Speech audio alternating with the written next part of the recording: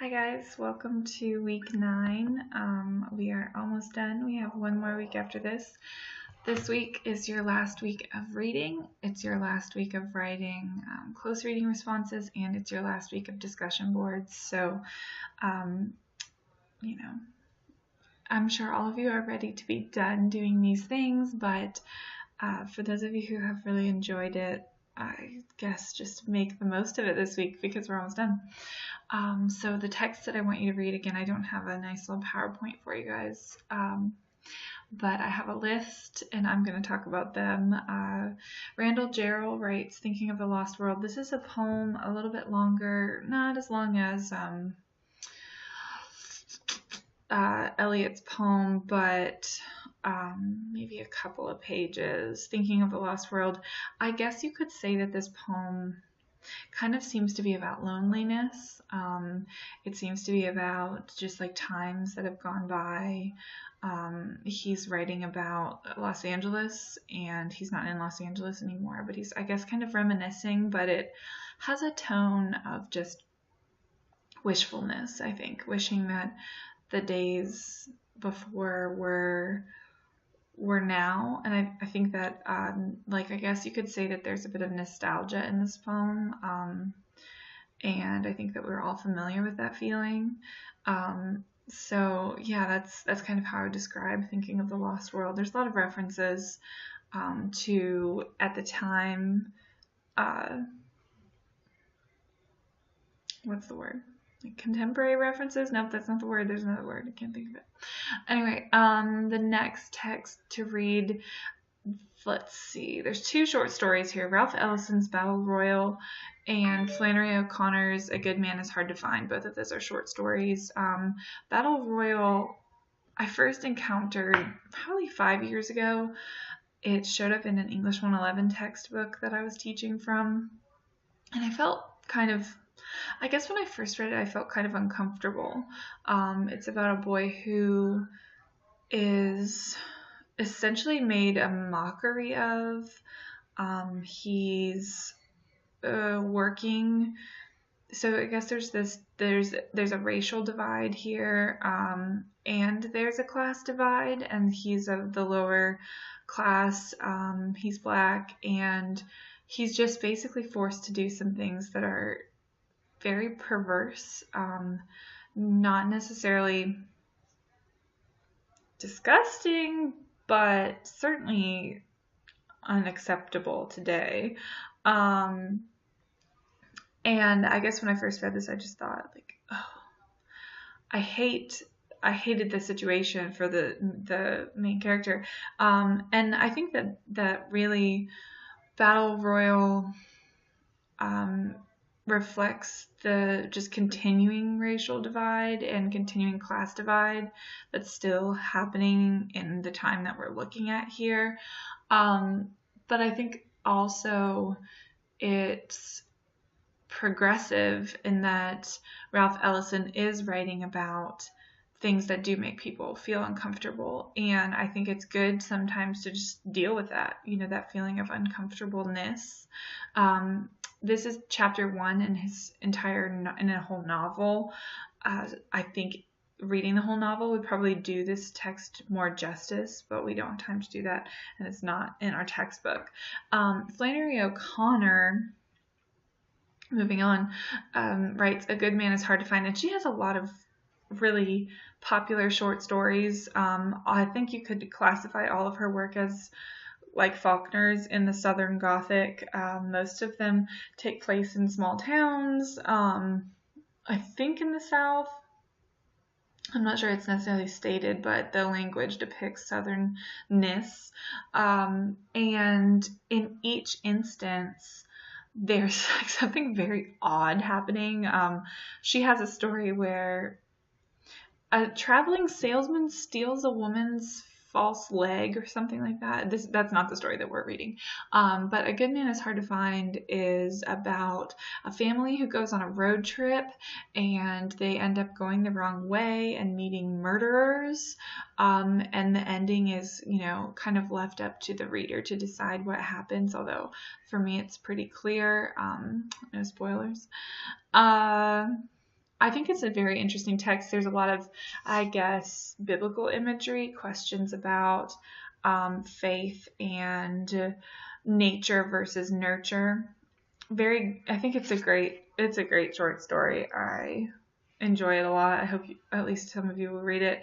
And then the next 3 texts here are all poems. And all 3 of these, in a sense, pull from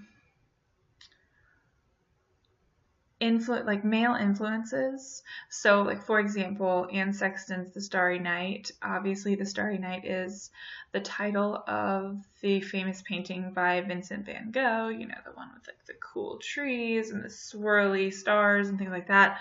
And Sexton talks about it and references it in her poem, and just her feelings about it, how it makes her feel. And it's interesting, I think, because we have these female authors who are elaborating further on male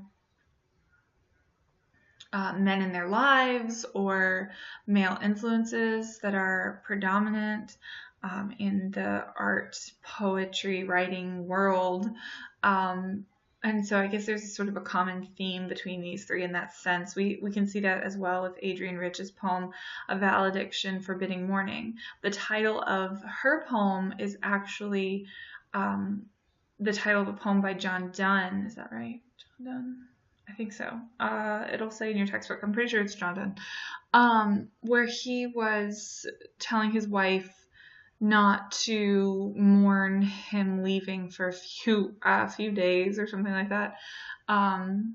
She's probably rejoicing, but whatever, John Donne. And so again, Adrienne Rich is writing in a very feminist way of saying, really kind of like resisting the male control, where from her perception, men are controlling women, controlling women's emotions, and things that are inherently just female, but men are trying to jump in and provide their 2 cents, or like today we would probably say something like mansplain. So A Valediction Forbidding Mourning is good. You really have to look at it. You have to really look at it to see what she's saying. If you're going to read that, spend some time with it. And then we have Sylvia Plath's Daddy, which is one of her more famous poems, although she has a number of them. And, you know, Sylvia Plath, she writes things like The Bell Jar, the novel. Most of her texts are very feminist texts, are progressive, forward-thinking for the time in terms of women's rights.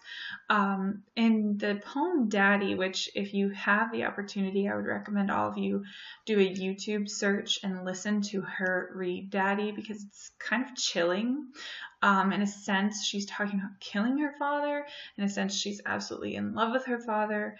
In a sense, she is oddly in love with her father. She relates her father to like Hitler in a way, so it's very interesting.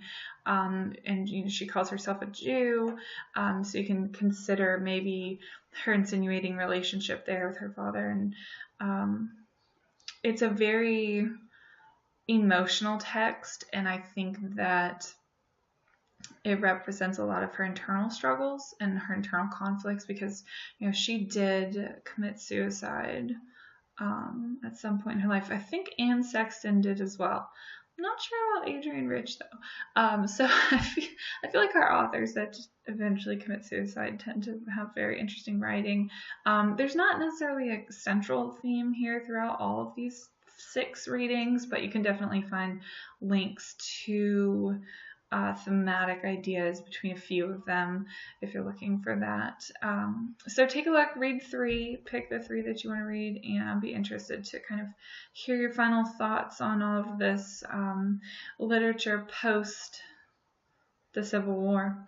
Lessons to study, so there's 2 of them. There's week 9 vocabulary, there's creating a title. Definitely, you know, of course, the vocabulary terms don't really relate to anything that we're reading, because most of the vocab terms are for drama or plays, and we aren't reading, I don't think we've read any drama or plays. There's great ones out there from this time period, but I felt like there was other stuff that we need to prioritize. So the vocabulary is important, especially if you plan on studying more literature, or if you want to study film or drama or something like that. Certainly take a look at that vocab.